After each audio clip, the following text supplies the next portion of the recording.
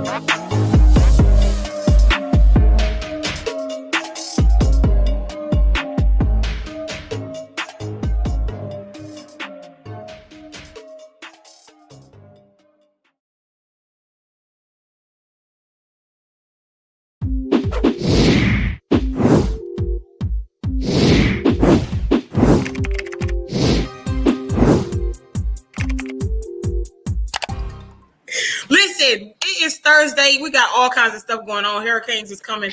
Dr. Candace Matthews is out, so the vibe is going to be off because our dear sister had to go and take care of some business. She had surgery, so we're sending her lots of love and healing and restoration. So I'm filling in for her, but I am here with my fabulous co-host, Wendell King, and we have a very interesting Thursday for you. How are you doing, Wendell? I'm trying to deal with the rain. I'm trying to deal with the RNC playing all in my face. I'm trying to deal with black people dying one by one in my face. So I'm here, but I'm hanging on like Langston Hughes right now, baby. I'm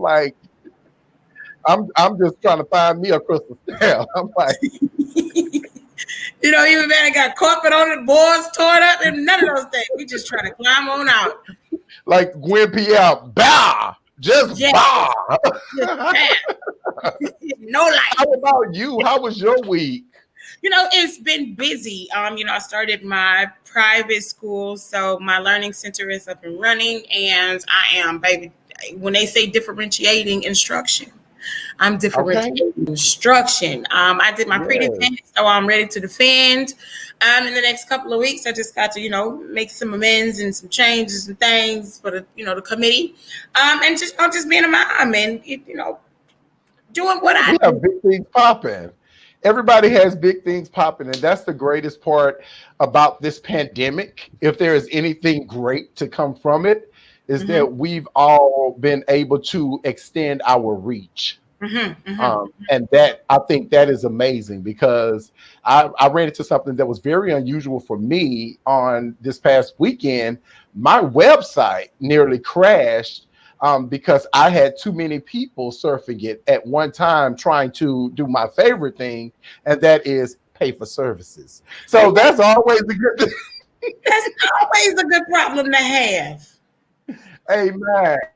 Yes, that is an excellent problem to have. So tell us Amen. So about I guess going all week long. well, tonight's guest is a very interesting individual. This is Mr. Damon Gibson.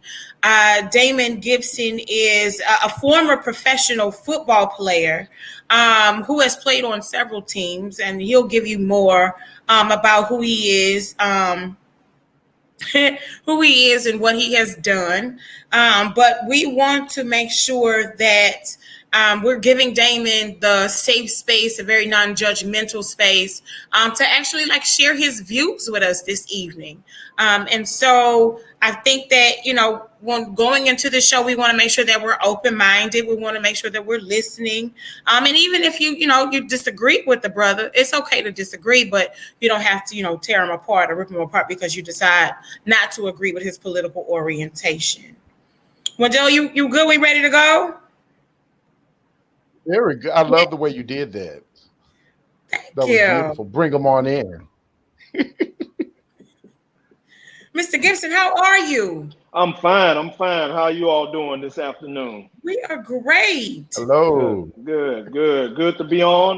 Want to first of all say thank you all for having me on. It's always good to come on and kind of dialogue with other people, whether we agree or disagree. I think it's always good to have difference of opinions. That's how steel sharpens steel. I heard the intro, and I'll say that I do have very thick skin, so I'm not afraid of anybody disagreeing with me. I actually welcome it. So I hope that something I say today can shed some light on how I feel, and not only how I feel, but I think there's a lot more people from our community that feel similar to the way that I do, and hopefully I can express that without boring you all tonight. So I tell us doubt if you about bore yourself. us. I'm sorry, but tell us about yourself, Mr. Gibson, for people that don't know you. Okay.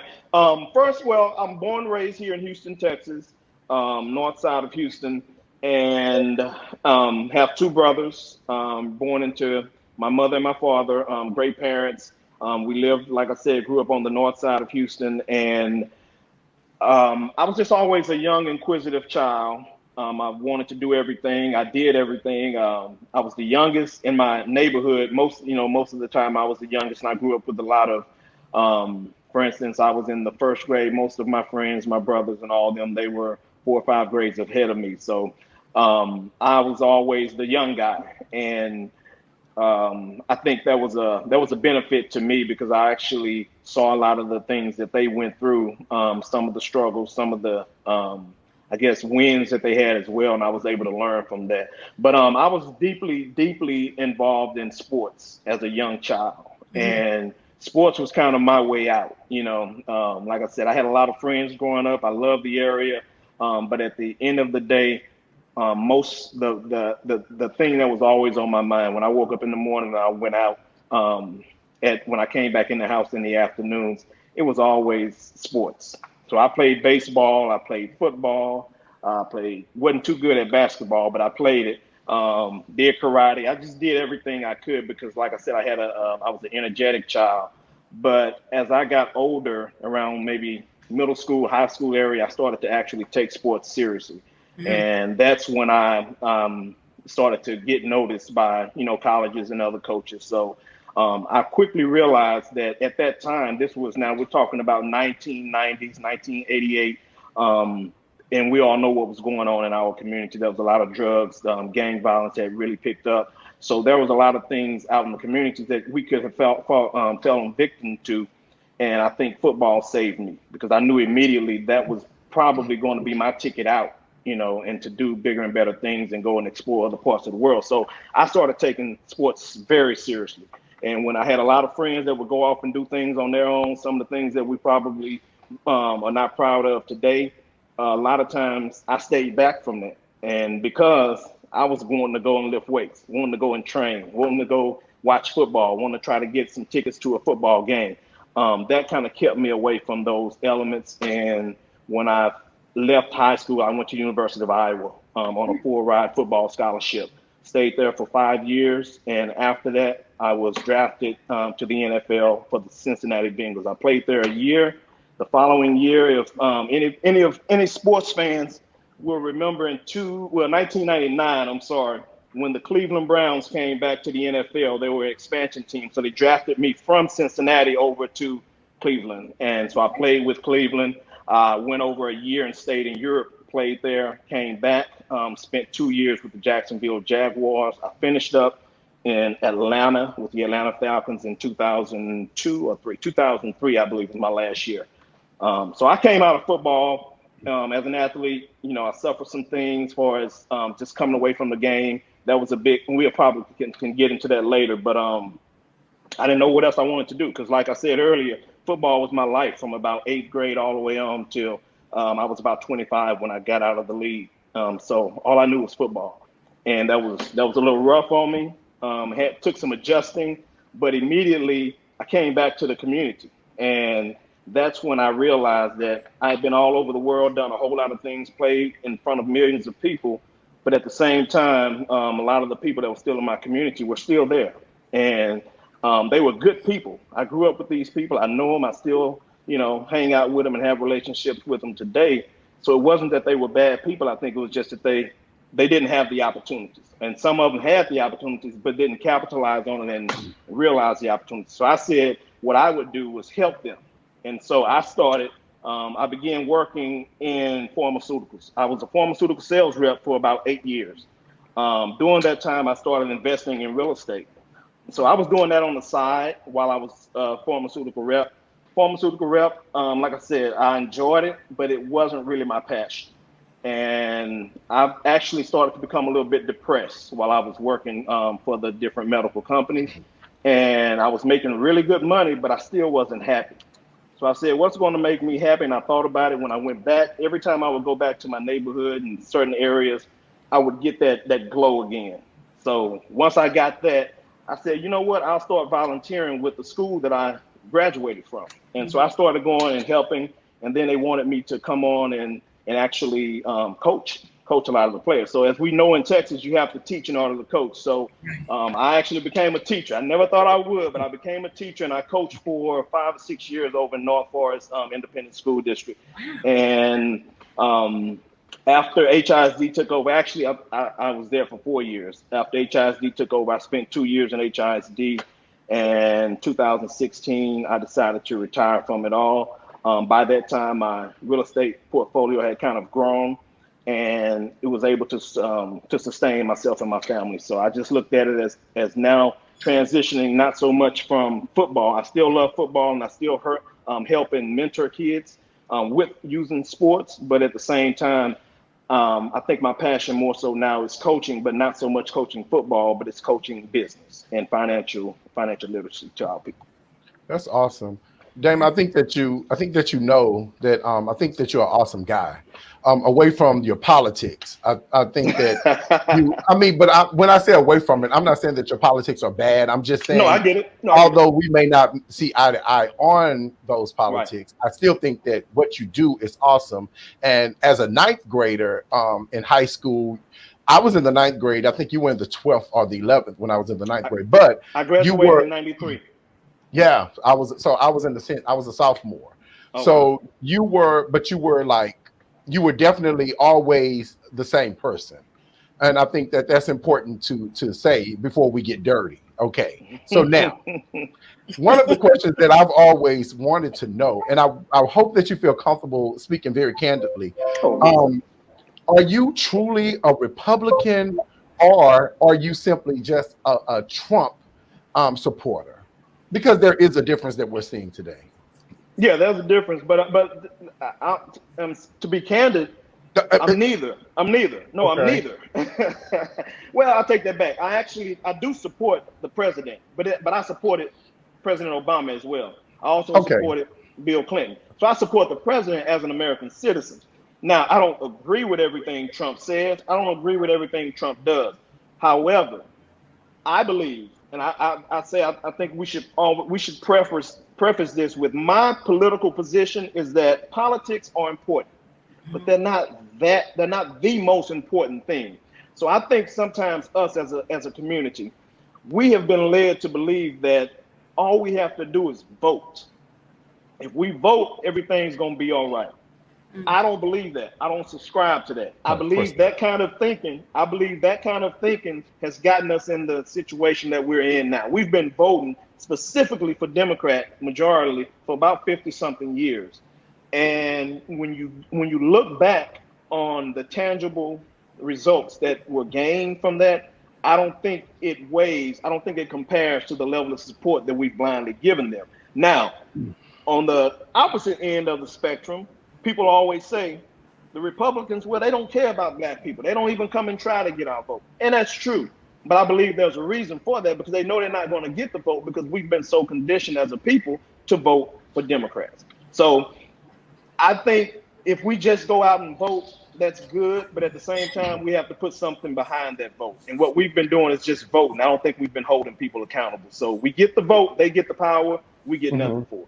Well, I do want to give just a little tinge of pushback because that is an argument that a lot of African Americans, Black Americans have today, is that we've been voting for Democrats for roughly 50 years, 5 decades.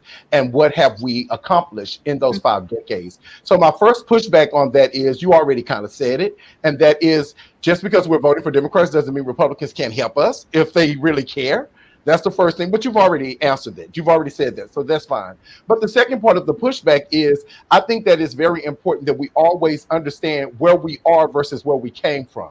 So it's a difference in saying we haven't made it as far as we would like to make it, but it's unfair to say we haven't made it anywhere, especially when our parents, our grandparents, our great-grandparents, they lived through lives that we can only imagine. And so we find our anger about what they went through because we didn't go through it. So to say that we did not do anything in the last 5 decades when we have the first Black president, which happens to be the first minority president, and we have the first Black female to be running as a VP, which will be the first female if she was to win to become VP. And she's a graduate of the HBCU. So when we say we haven't done anything or the Democratic Party hasn't produced anything, I'm often reminded that 53% of the Democratic Party are Black people. So I just wanted to give that little pushback that the reality is we have accomplished quite a bit. Ask Latinx, because Latinx biggest complaint is that the Democratic Party caters to Blacks and not to Latinx. Somebody's lying. Somebody's lying. Well, okay. Well, I would say a little pushback too. What you see, you spoke generally that we have made some progress, and I wouldn't doubt that. I wouldn't contradict that. I've never said that. Yeah, we've made some progress. However, the things that you named were symbolism. Mm-hmm. Those were symbolic wins, symbolic gestures. I don't care about having a Black president. I actually voted for Obama, and I voted for him for one specific reason. And I'm not ashamed to say it. I say it all the time. I voted for him because he was Black. So that symbolic part that you talked about, that you mentioned, I find that valuable as well at a particular time and in its particular place. We didn't get anything in large scale from Obama being president. It did make us feel good. And I enjoyed. I wanted my sons to see a Black president. I wanted to see a Black president. I wanted my family to see a Black president. But I knew, and you can ask anybody that knows me, when that hope and change mantra was started, I despise that. Not so much because of the words, because I think they're great words, but I just felt that that's what they were going to sell us, the hope and the change. And then we will have a black president, but at the end of the day, what do we really have? So now, like you mentioned, Kamala Harris, and many will argue, and she will probably argue too, that she's not black. You know, I don't agree with that, but I do understand that that's a political football that they're using, because now they can always say, well, I'm Indian. Okay, she can run as an Indian. She can run as a black person. She can run as whatever. She can run as a female. But at the end of the day, there are special people with special interests, and they'll get their interests pushed. But black people as a whole will still be left holding the bag. And we've done all, and we'll do all the leg work. We'll do all the push, the heavy lifting. We'll get Donald Trump out of there for them, right? And after we get him out, it'll go back to business as usual. But I do agree with you. I want to make sure that you do know I agree wholeheartedly with what you said about voting, because I've said the same thing about credit, about everything in the black community. We preach, make sure you keep your credit good, but no one tells you how to keep it good and why it's important to keep it good. And it's the same thing with the vote. So I 100% agree with you on that. Aurelia, I want on that. I see you. Okay. To be honest with you, I'm really enjoying the conversation, and there's just some things that both of you saying that I agree with. There's some things that I don't necessarily agree with. I most definitely agree with the symbolic gesture. Like, I don't like hollow symbolic gestures at all. I think they're great for the kids to be able to look up and say, in the same light when they taught us, during the Black History program about Dr. Daniel Hale Williams, about, Garrett A. Morgan, you know what I mean? Like, I can't do this. I can become this, right? But if we have no political strategy and we have no political agenda and we have no political identity and no class consciousness, then that's all it's going to be, is this very shallow, hollow, symbolic gesture. But there's some things that I've been made aware of with you, Mr. Gibson, when it comes to 45. And I heard you say that it's not, you don't necessarily support Trump, but as an American, you support the office of the president. But you've put some things on your social media that kind of would lead people to believe that you think that 45 is great. What do you say to that? Well, I don't think he's great, but I think he's doing a really good job, and I'll tell you why. On the other hand, I look at what's really going on, and this is not new. This didn't start with 45, right? See, I know we can. The media, they'll paint a picture and a narrative that, the country is so divided now, right? That's what everybody's saying. So Donald Trump divided the country? I don't think he did.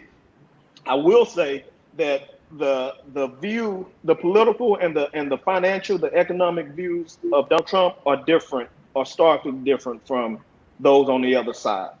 I agree more with Donald Trump's view of bringing companies back to America, creating jobs for Americans, getting government out of the way of Americans making their progress. I understand that Democrats as a whole have always pushed for bigger government. I understand how that can help in some instances, but on the large, for the majority of that, I don't agree with. So I agree that Trump is trying to push for that. And I see those pushing back, and they're pushing back in ways that they won't just attack his policy, they'll attack him. So they'll label him a racist. And like, I don't know if you looked at. Well, he's a classist. He's not racist. He's a classist. He's not racist. But I agree with you. I agree with you 100%. But see, it's hard to tell black people that he's racist because somebody's telling them that he is. So when I ask them, why is he a racist, it's tough. And they'll never answer that specifically. I can answer you why he has a racial tone. He has racial tone. Yes. Well, he definitely has racial tone. And he feeds off of a white base. He feeds off of a white base, and what he feeds them is racial. He feeds them racial tension. I don't think that he's racist. It's kind of like when Kamala looked at Joe Biden and said, I don't think you're a racist, but I don't want to get into that right now. But what I do want to get on. No. I want to go back and answer something else you said earlier, though, about him bringing jobs and businesses to the United States. In 2014, Trump brought 4 of his businesses to the United States that were in other countries.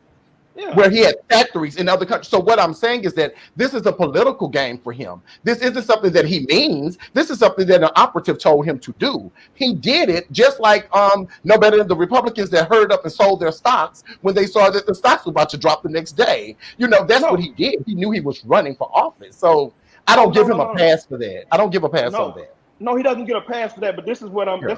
I think we're failing to realize. You're right. He's going to use that as political clout, right? And that's the same thing that the left does. Everybody does it. That's the same. So when Nancy Pelosi and them Everyone put does it. well, okay, well, let's say Nancy Pelosi, when they put their what's that, the dashikis The on and all that, the yeah, kente. she didn't care about that, didn't even know what it was about. But they Now did let me that for take you on that. Clyburn came up with that. It was the Black Caucus that asked them to do that. It was the Black Caucus idea to do that, and it was their way to. But it wasn't Nancy Pelosi pandering. That was the Black No. Caucus saying we're using our platform to sell what we believe in right now. That Donald wasn't Trump did the Nancy same. pandering. No. That's not what I said. I said she doesn't even know. She didn't even probably know the significance and what that meant. So what I'm saying is, but they're using it. They're using it as political clout, right? I don't know how And that that's the same compares thing. to. I don't know how that compares to Donald Trump having all of his business factories in other countries, and then he decides to move them back when he gets ready to run for president. I'm trying to see the connection here. Well, because he's running for president. The reason, this is what I say, and this is why that's why I was going to go back to. That's why I mentioned them first. But let's go back. Many companies have left the U.S. They didn't leave the U.S. because the U.S. was bad, but they are bad. We do have bad policies as it relates to companies and businesses. So if you can get cheaper labor overseas, if your company, whether you get cheap labor or not, you're going to be taxed out of business, then I don't blame them for going overseas. I don't blame Donald Trump for having businesses and things made over there. But So when that he makes decides, it okay for Ivanka to have a sweatshop in Taiwan paying them 25 cents a day? no, neither That does makes it. sense. It doesn't make sense for Michael Jordan to do the same thing. LeBron I James, it doesn't I make agree, but Nike. Michael Jordan don't own Nike. He doesn't No, own Nike. well, So he owns his own again, brand. Well, he owns right, some but brand. you're comparing. But what you're comparing, I'm not saying Michael Jordan is right. See, No, the that's my, beauty of America is I can say both of them are wrong. and that's what I said. She's wrong. I Yeah, but think that your brothers are essentially you're arguing two sides of the same coin, and I think it's a matter of the semantics that you know what I mean, that's causing the hurdle, because essentially what both of you are saying is there are things in America that are happening because of capitalism, and so now you are seeing these things. All of these byproducts, the outgrowths of capitalism, all of this stuff is symptomatic. Like both of you just agreed and said, oh, hey, Trump is a classist. He's not a racist. This is about class. That is an outgrowth of capitalism. Like when you're talking about class consciousness, when people that make money and they make money, they're not tripping about race because they worried about how much money they got.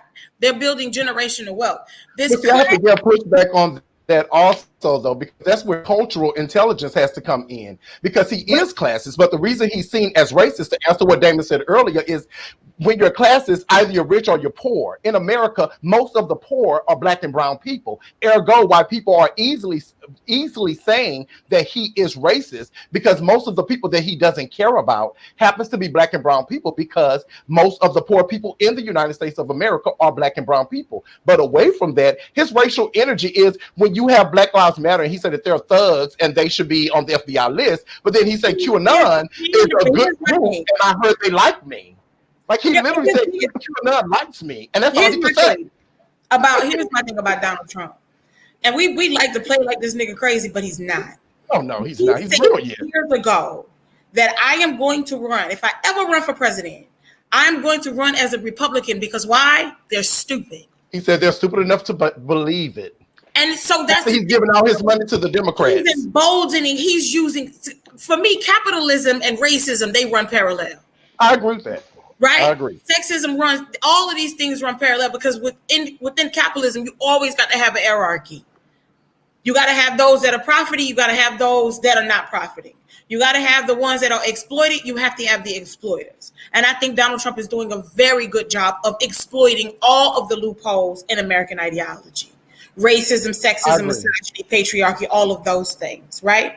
So totally I think that that is kind of a conversation that needs to really actually happen when it comes to talking about class consciousness. Class consciousness in America doesn't happen within the working class, low wage poor. I don't have time to be conscious of class. I'm poor and I'm hungry. Mm-hmm. I need my rent paid. I need the lights on. I need clean water. I need, you know what I mean? So there's a whole other reality that poor people in America are dealing with.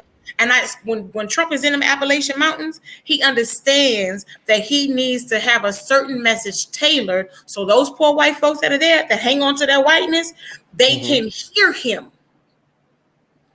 He's done nothing for them.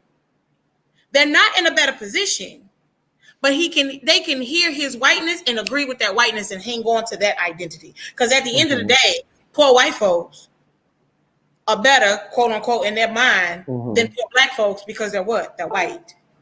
But that's the beauty of this, Damon. And I do thank you because I don't think you realized it, but you just made everything that we fight about on social media, you just made it make sense. Because what I see, because I see you, but what I see is that Donald Trump only serves as the face of something that you want to expose.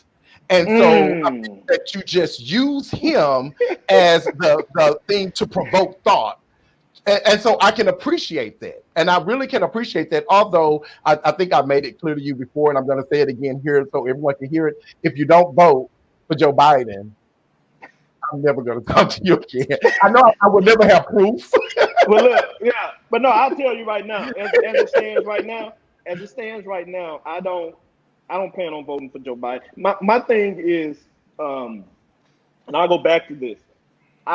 It's almost like being in let's say you're in a relationship, right? And your significant other is ignoring you, not paying attention to you, not doing the things that they're supposed to do, not caring. And then you're trying to tell them that, I need this. I need this from you. I want this from you. Can you do this? And they're just ignoring you. But as soon as someone else pays attention to you, that may be what it takes. Or you started paying attention to someone else, that may wake them up. I'm hoping what black people and I seriously doubt it's going to happen, but after 50-something years of voting for these people, and I'm talking about the Democratic Party, we're still saying we're going to vote for Joe Biden. They just had that nice DNC last week. It was excellent. Well, see, I didn't watch it. I didn't watch. Well, so no, how can you add? No, listen. I got clips and I got reports. I've read a lot about it. I can't. That's why I never said exactly. No, I never wasn't just headlines. I've read a lot of articles about it. Same way with the Republican National Committee. I'm not watching that until Donald Trump speaks, and I saw him speak today, and I'll see him at the end, the last day. I have speaking every night. But I'm not. Well, but I'll be watching the first and the last, right? I understand. I know how these things work. I'm not really looking for anything from them. But my point is, when are we going to hold Democrats accountable? If we just continue to vote, then it's almost like being in an abusive relationship. We're steady giving them our vote, and we don't even know why. Now they've switched it now, right? Because they know they've been in for 8 years with Obama. Trump got in, and now we're saying, oh, we just got to get Trump out. Well, why are you voting for both Joe Biden? Oh, we just got to get Trump out. But why you vote? Who is he going to pick? It don't matter. He can pick a rock. We're going to vote for Joe Biden to get Donald Trump out of there. That kind of thinking, I believe, goes back to that vote that we talked about earlier. If you just cast your vote, then that's all you're doing. What about putting money behind a candidate? And then what about unifying, coming together with an agreement and with an agenda and putting it before the candidate so that we can have something that's to call them on? That's why I'm not mad at Obama. I love Obama. I think I don't think he did a lot. I didn't like a lot of his policies, but I can't blame him because we didn't have an agenda. We didn't ask for anything. We were happy to see celebrities go and take pictures with him at the White House. And we always fell back on we got a black president. But what did we get from it? Obama got rich. His wife got rich. They have power. They're in that class that my sister spoke about earlier. They're in those mountains. I mean, they're going up out to Martha's Vineyard and all these places as well. They're in a different class. They're not thinking how we're thinking either. So Mhm. I know their agenda. I know why they want Biden in, but for us, we gotta come better than just voting for Democrats. We can't just do that, and getting You Trump out of there ain't the answer. Yeah. I was a proud Republican for 10 years. My sophomore year of college is when my friend Trendy and I decided to start the very first HBCU Young Americans for the Republican Party organization. And then I transitioned from there after graduation to becoming president of the Houston Young Republicans Association. Then I was vice president of the Texas Republican Association. And then I had the opportunity to go to not one but two RNC conventions. So I think that I probably see this a little differently than you because I've been inside the machine. And so everything that you explained to me reminds me of the what I call the single mother syndrome.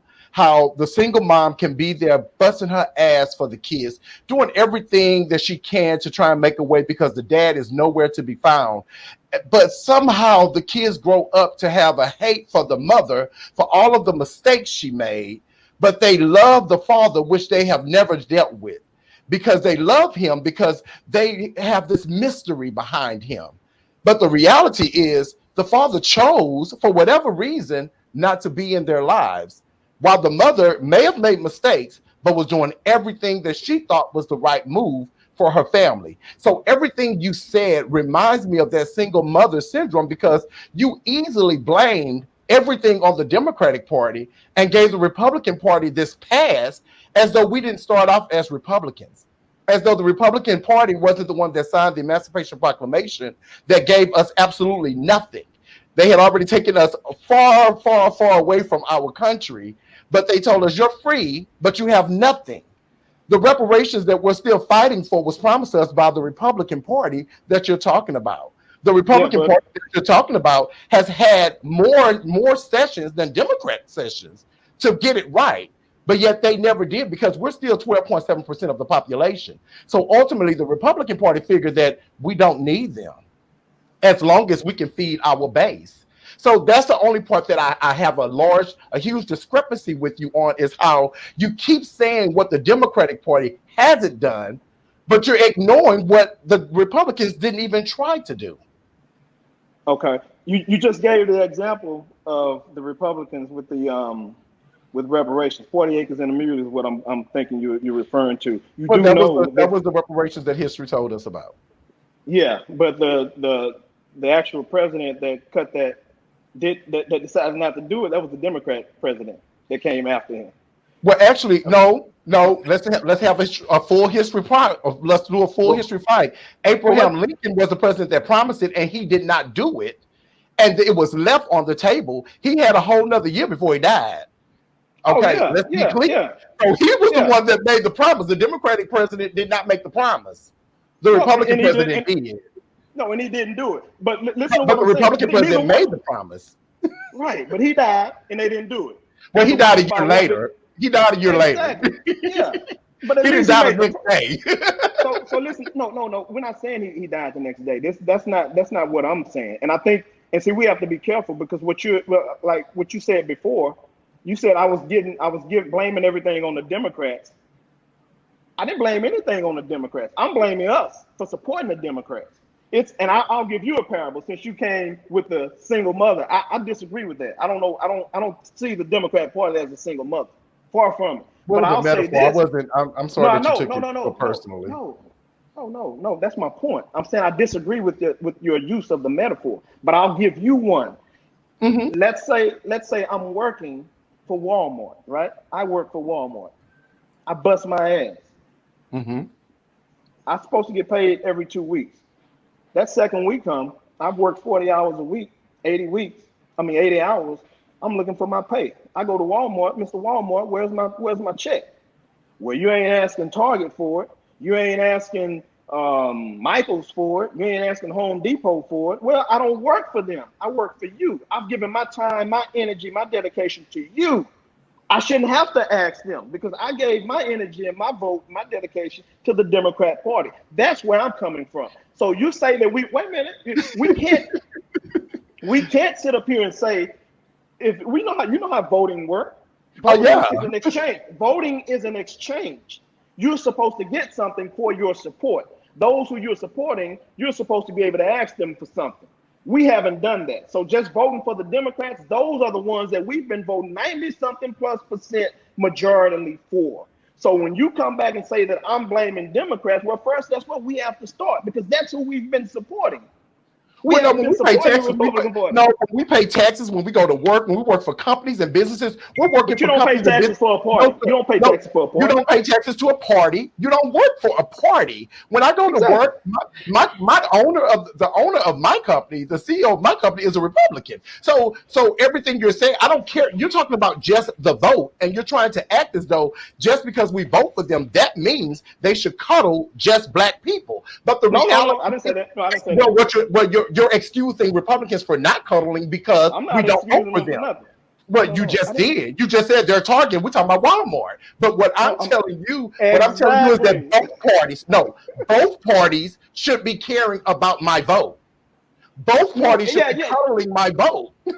exactly. But that's what I'm No, trying to tell you. Listen, but you're no. concentrating on Democrat. Okay, can you let your independent black guest talk? You're not Let independent, me but keep finish. going. Let You're me not finish. independent. Let me finish.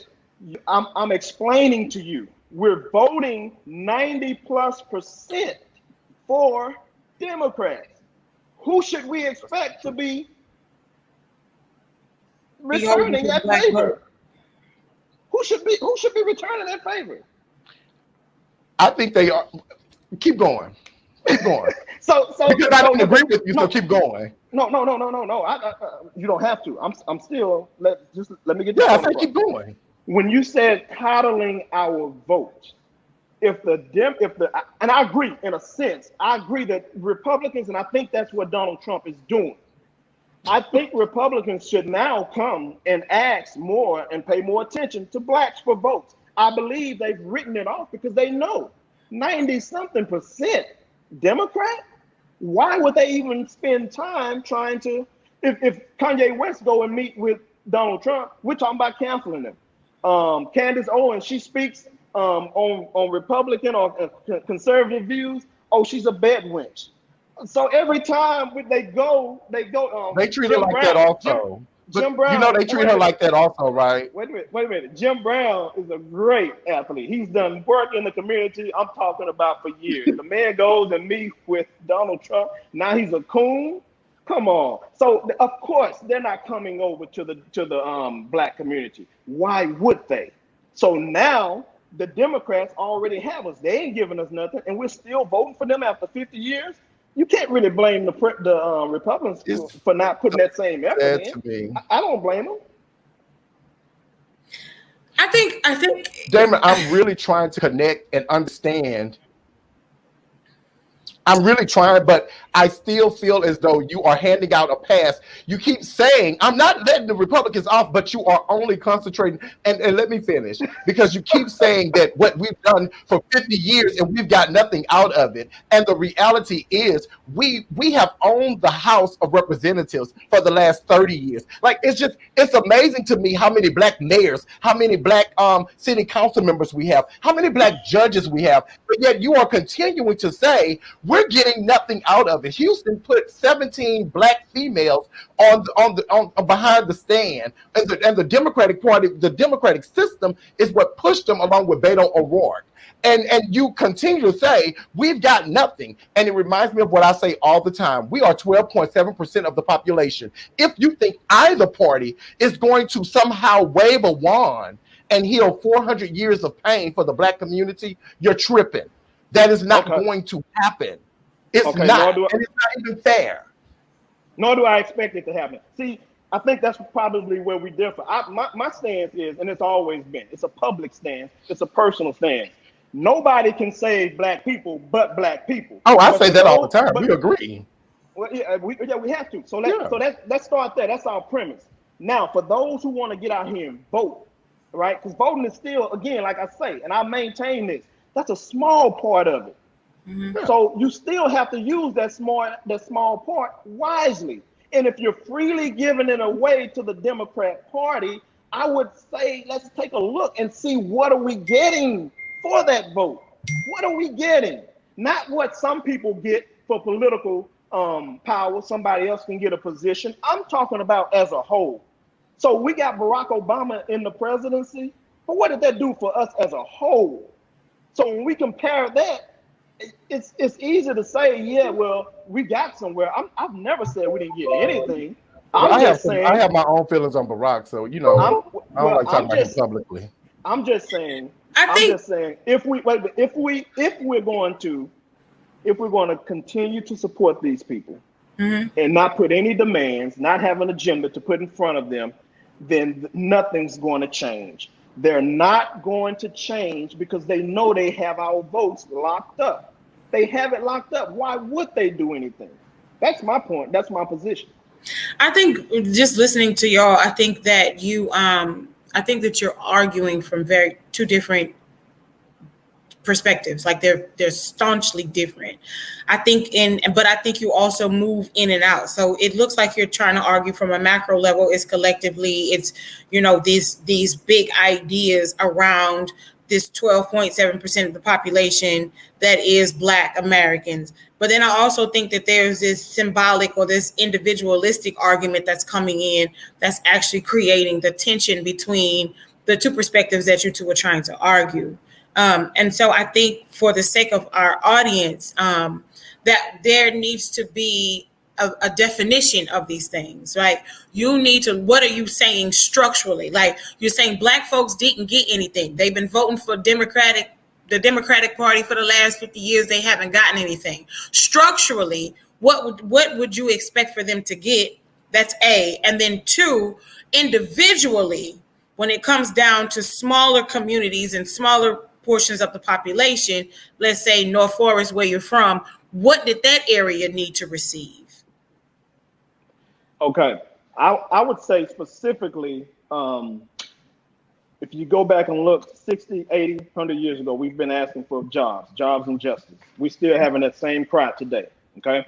And this is my only issue is that we're not making these people move. And the reason they're not moving is because they know they have us locked up. North Forest, that's not a Republican problem. That's not a Democrat problem. That's a Negro problem. Unfortunately, HISD had to take it over, right? But then we turn around and we find out HISD are doing and were doing the same thing North Forest was doing. So it wasn't just a Negro problem. It was a Hispanic problem. It was a white problem. Those are all things we know that's in every community, I believe. But a specific community, like every other community, Jewish community, the white community, Asian community, they all come together. They have an agenda that's built around their best interests, not someone else's, their best interests first. And then they push that in front of the politicians. And they may be small in numbers. You don't hear a lot of Asians talking about Asian issues politically, but they are very organized financially. And that's what talks. So my issue is that I think there's a disconnect from us as a people, because we've been told for so long that Democrats are who we're supposed to vote for. We have certain things like religion, careers, jobs, different things that we're going to do because we saw our parents do it. And then they did it because they saw their parents do it. There's certain norms in our homes and our communities that we're used to because we saw Big Mama do it, right? Mm-hmm. And I think fortunately there are some things that are changing now. We're getting outside of those boxes in certain areas. And there's a lot of areas that we can talk about. And I don't think that's necessarily a bad thing. I think that's a good thing. So my specific issue is that Blacks financially, if we can come together, unify, build businesses, trust each other, support each other, we're our own political party. And then we come together and we can put that before politicians, whether it's Democrat or Republican. I don't care which one. The reason I go so hard against the Democrats is because y'all vote for them 90-some% every time they come out, and they don't give us. So I hear you. There's some economic policy undertones to what you're saying, and I most definitely hear you saying that in this cultural this current cultural climate, this current political climate, that the Negro in America needs to formulate a third party, that there needs to be class consciousness, economic consciousness, there needs to be an agenda. So if that is what you're saying, why cloak it in Republicanism? Why cloak it in support for Trump? Why do that? Well, I do that mainly, not only, but mainly because I know the reaction I'm going to get. It's just like, what's his name? Floyd Mayweather, right? My brother Floyd Mayweather. Floyd Mayweather knew exactly what he was doing, right? He changed his persona from Pretty Boy to Money May, right? And he talked certain ways, he did certain things, kind of trying to follow in Muhammad Ali. That way, you get people that are loving you, supporting you, and you also get a side that hates you, right? But both of them going to watch. Both of them going to come. One's watching to see you win. One's watching to see you lose. But at least they're watching, right? And they're getting an opportunity to enjoy, to learn something about the sport, and that's just a smart way of doing it. So I use Trump as a juxtaposition to the Democrats. If I just continue to say it, I've been saying this all my life. Well, not all my life. I take that back. At least since I got to college. Democrats, the talking points, what I'm seeing is not adding up. But us as Black people, we're again going back to, we're conditioned. We've been conditioned a certain way. We'll just tune things out. But as soon as a Black person says something about Trump, that's why I go back to what I mentioned, Wendell, with my sister Candace Owens. You can hate her, but all these people every week, I get messages sent to me. I get comments on my post, how much they hate her. But if you hate her so much, why do you keep watching her? You're listening to something. And I understand there's a lot of people that are listening, and although they may want to argue with me, and that's why I allow some of them. Now, when they get disrespectful on my page, I hadn't blocked, my first person I blocked last year. I blocked one person. I've blocked about 3 or 4 now, because sometimes, and I do understand it, but it's sad that politically, I can love you as a brother, no matter what you believe, your religion, your sexuality, sexual preference, your color, all of that. But when we disagree politically, we disagree over Donald Trump or over Barack Obama, then now it's time to disrespect one another. That's what I don't agree with. So I use Trump because I know it's going to get eyes and it's going to at least open the opportunity to have a discussion. I respect that. I just think that because of your position and your background and your influence, good brother, that you could potentially be sitting on something that could be a powder keg, which is introducing a third party into, Black America, right? Because, so neither political party right now is serving me, right? I got student loan debt, you know what I mean? I follow the script that they've given me. You go to school, you graduate, you go to college, you do all, you set yourself up to do this in this American dream. And the American dream is now turned into an economic nightmare because I'm in debt, trying to be something, trying to chase something, trying to be successful and respectable, right? And so I need an option for me and for my children that is going to directly benefit us. And the Republican Party doesn't offer me that. The Democratic Party doesn't offer me that. The Tea Party don't offer me that. The Green Party, none of these niggas offer me any of the things that I need to survive in America. And let me say this. Now, what you just said is absolutely true. But let me ask you a question. They do it for the Jewish community. Who is they? Is that the proverbial they? Both parts, yeah. Well, I was asked, why do they do what? They do what for the Jewish community? They support the Jewish community. They support the Jewish community. They support Israel. They support because they understand. Both parties support them. And this is, again, going back to my issue. I think what you're saying, when you're talking about a third party, we can we can swing election. We know that, right? But again, what's the good of swinging an election if you don't even have an agenda? If we get an agenda, we shouldn't just take that. First of all, we have to get the agenda. Once we get the agenda, I don't recommend us just taking it to the Democrat Party or just taking it to the Republican Party. Let's take it to both. And then let's see, well, okay, who's going to rock with us? Because right now, like you said, neither one of them are. But again, we're still running to one of them. So we're losing our leverage. I'm a real estate guy. I don't, when I'm trying to sell a property, I'm not just going to present it to one person. I'm not going to present it to one seller. I'm going to put it on the open market so that many people can come and I can take the best one. If I just go and send it to one person, they may like it, they may not. They may offer me $80,000. I may need to get 100 and something thousand for it. But if that's all they're going to give and that's all I'm going to present it to, I'm going to have to take what I get. So why not open it up? Why not give both parties an option to come to present them with something, and then we can take the best? I think when I say the Negro in America, let me be very clear. On my birth certificate, it says Negroid, right? And according to the U.S. Census, because it says Negroid, I can racially identify as whatever I want to identify, right? Because the Negroid is associated with Northern Africa, and we know that people believe that folks in Northern Africa are not from Africa. Folks still argue that Egypt is not in Africa, right? Okay, right. So that's so.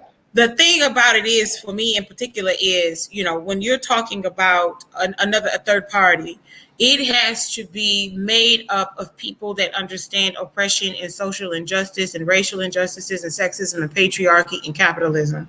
This has to be a group of people that understands exploitation. So it's not just the Negro, but it's people that can sympathize and understand the Negro experience in America.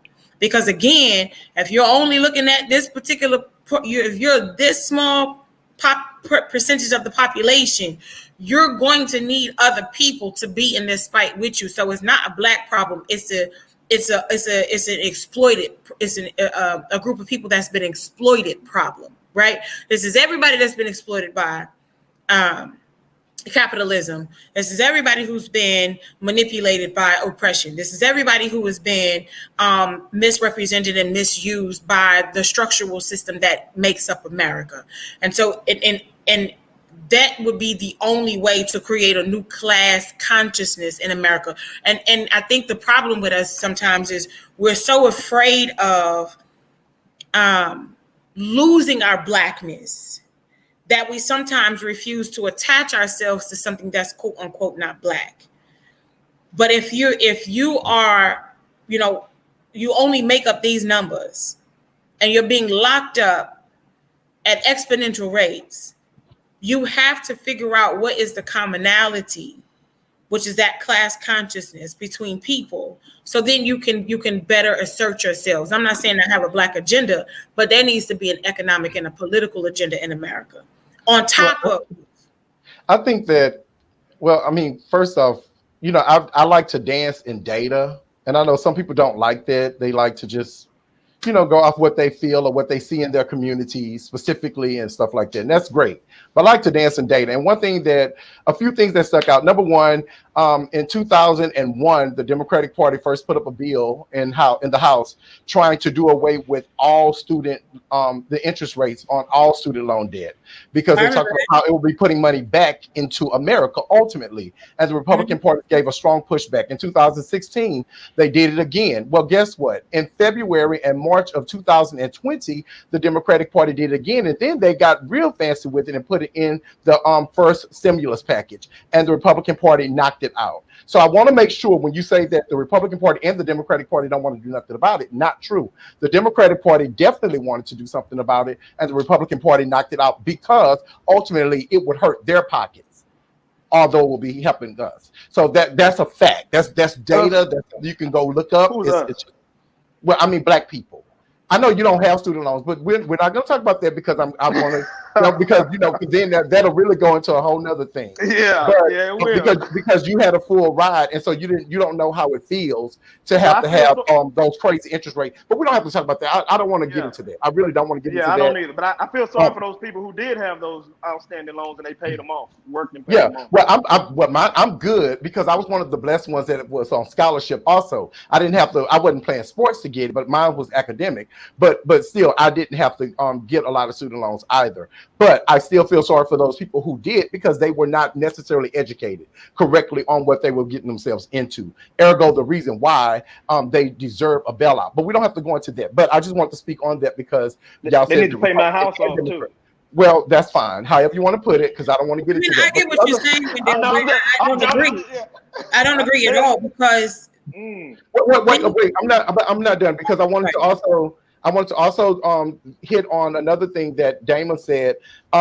As far as what are we getting? What are we getting? What are we doing? What's happening? What's happening?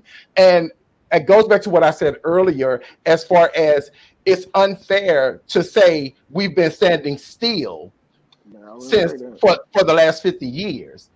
So I think the proper thing to say is we haven't gotten as far as we would like to have gotten, but we have definitely gotten very far. When in the 1960s we were still fighting to be able to vote, and now we have a black president, we have a woman on the ticket, and we have a party that's filled, because the party that you keep saying is such a bad party is 50% black folk.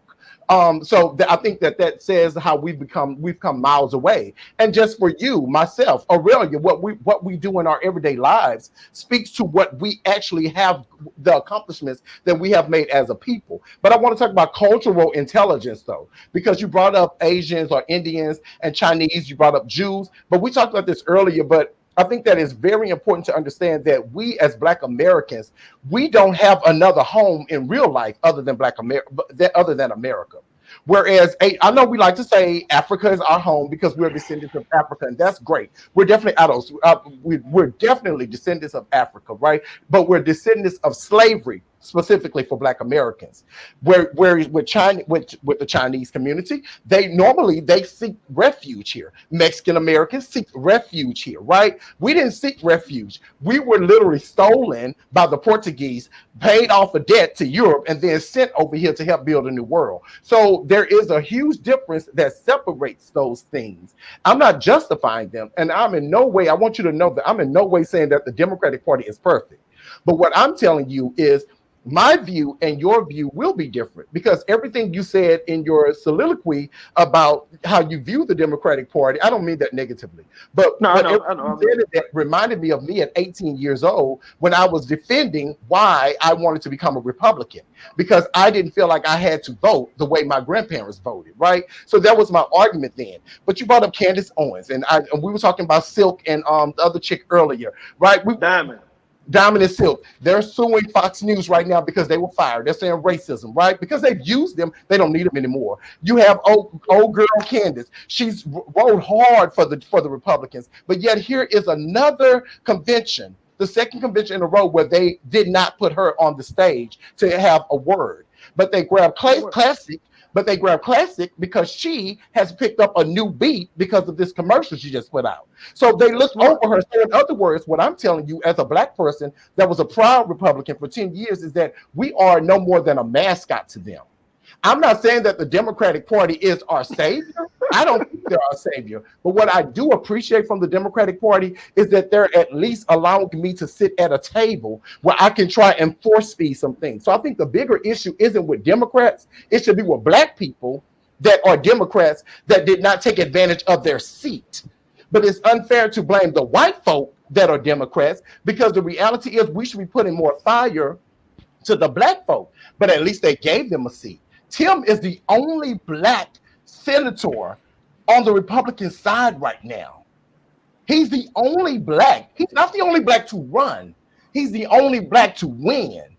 And he's gotten a stage two conventions in a row now because he has become the face. The first thing McConnell did was he looked at him when they didn't want to pass that first Heroes Act. And he looked at him and he said, I think that was wrong, how Tim worked really hard. So he looked at his nigga and he wanted to give a Black face to this issue and just totally disregarded the fact that they didn't want to sign for the things that the Democratic Party thought would be good for Black people, for brown people. So I'm not saying that you're wrong. I'm just saying that I don't like the fact that you disregard the Republican Party and always somehow throw this dart at the Democrats and just totally just say Republicans didn't do nothing because we don't like them anyway, so why should they care? That doesn't give you the right to abuse me. Well, I'll answer that, but I'm gonna let my sister go ahead and finish her point. But I can speak better for myself than I think you can, Mr. Wendell. So I'll give it a go. I was speaking for myself.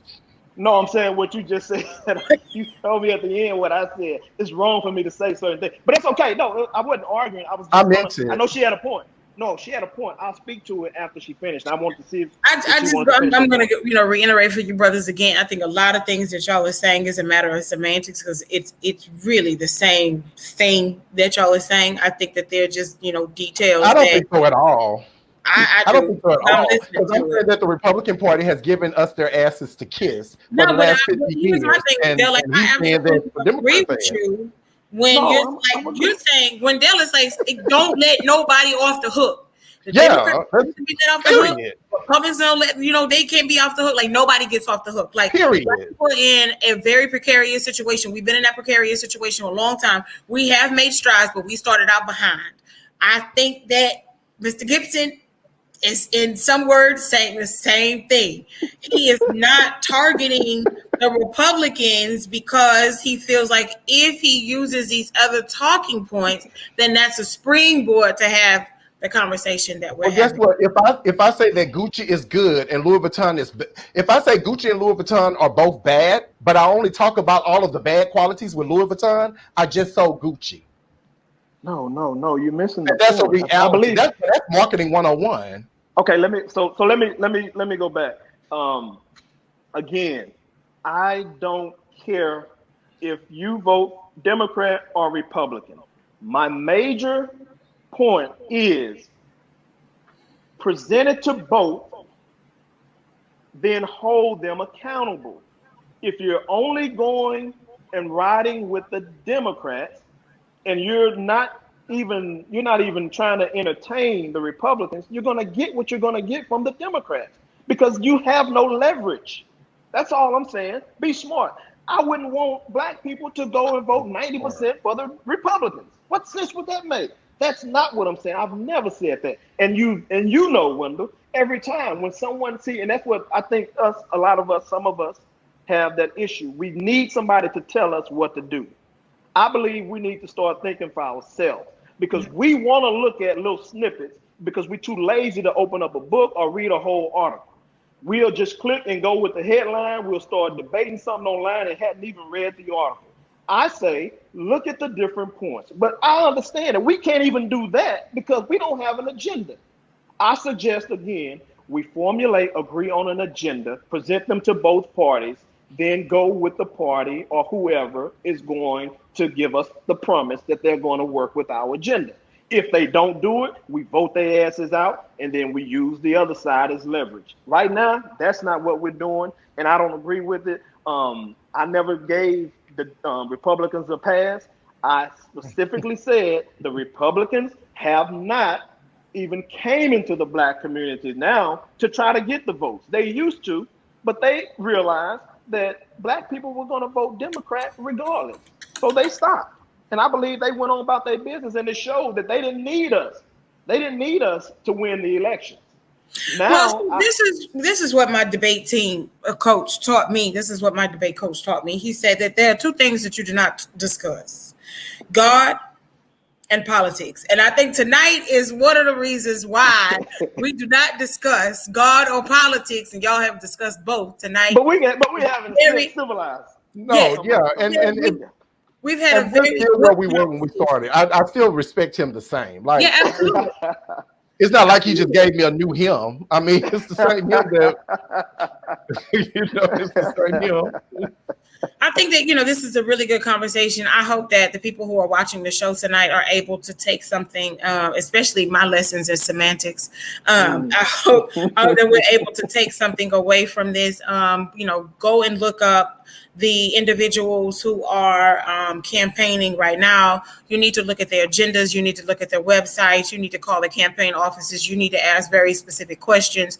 You need to be participating in your local government. You need to make sure that you're at city council meetings, you're at school board meetings, you're at your civic association meetings.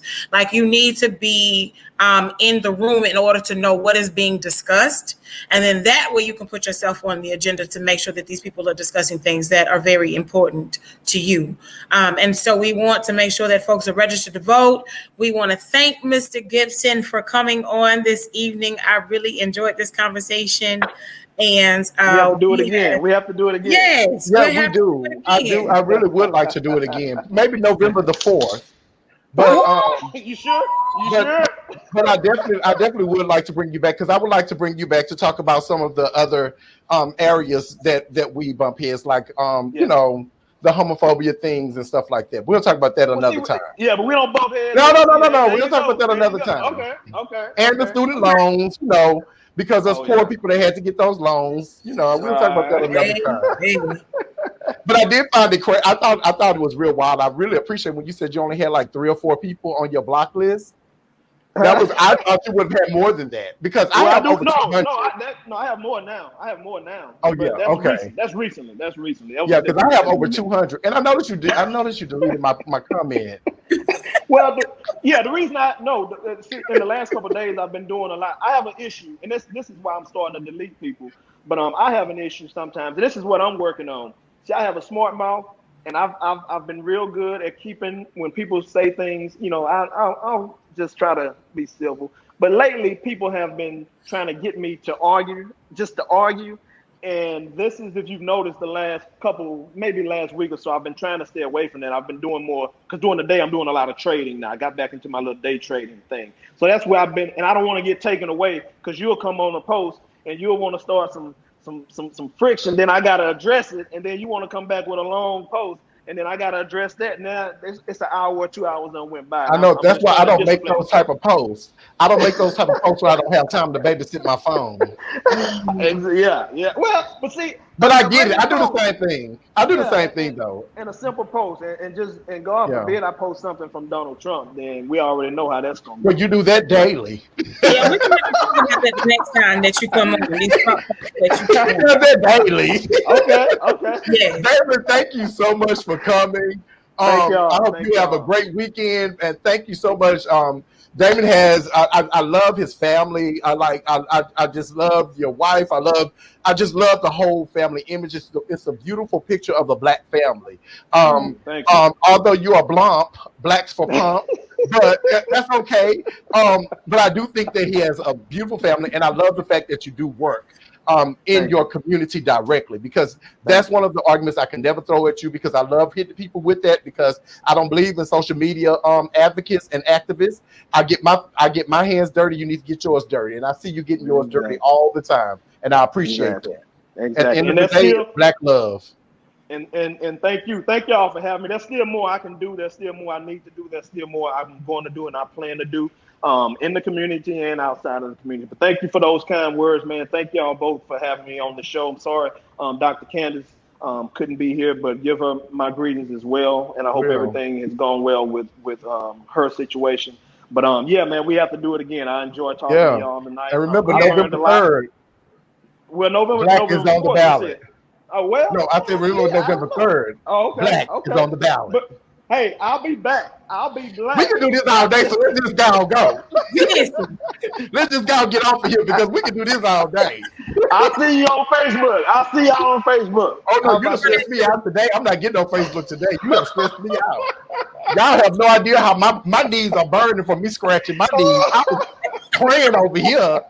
You have stressed me. I need a Valium, a drink, a nap, something well, I was gonna unhealthy say to this one, eat. Dale. Like you held yourself together, honey. You did real well. But you You did know, not, you helped me hold myself together because, yeah. y'all needed some feminine energy today. You Well, needed no, some but we feminine energy. Bring it do this. on. We do this No, I daily. loved it. I absolutely love it. And I think it shows us that we can disagree Yeah. and not disintegrate. Yeah. That is a Yeah. lesson that we need to take away from it. So thank you, Mr. Gibson, for coming on. We absolutely appreciate it. Listen, next week, Dr. Matthews will be back, honey, back in her seat. I was just filling in on this Thursday. Oh no. I did enjoy myself. I did enjoy myself You will today. catch Dr. Matthews, myself, and the identity professor on Hot Topic Tuesday, and then back again on Thursday with a great interview that you would not want to miss. So Dr. Matthews and the identity professor will both be here on next Thursday. And I hope that y'all share. We need you to share. Go to Facebook, go to our Instagram, our Twitter, our YouTube, subscribe and share. Make sure you get the word out, because what we're trying to do is make a difference. And sometimes that takes tough conversations in order to make that difference. So we want to make that difference. So I want to give you the quote. in paying homage to Dr. Matthews and her quotes. Okay. This one is coming from Dr. Mae Jemison. And this says, never be limited by other people's limited imagination. Oh, I love Never it. be limited by other people's limited imaginations. So, whatever you see, whatever vision you have created inside of you, do not allow anyone to tell you that it's too big for you. It may have been too big for them, but there is nothing too big for you. I love you, Miss Aurelia. I You love are you. amazing.